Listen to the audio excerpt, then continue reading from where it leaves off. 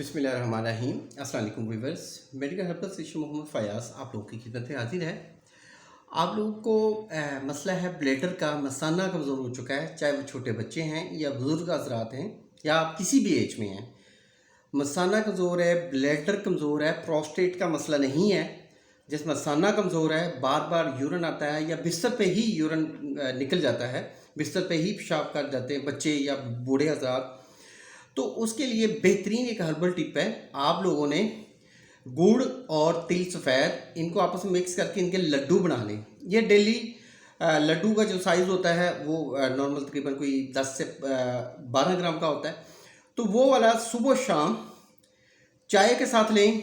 इंशाल्लाह 15 दिन के इस्तेमाल से ब्लैडर की कमज़ोरी ख़त्म होगी। यूरिन बिस्तर पे पास नहीं होगा, बिस्तर पे पेशाब ना बच्चे करेंगे ना बूढ़े करेंगे। इसको आजमाएं, खुद भी करें और अपने दोस्तों को भी बताएं। थैंक यू, जज़ाकल्लाह, अल्लाह।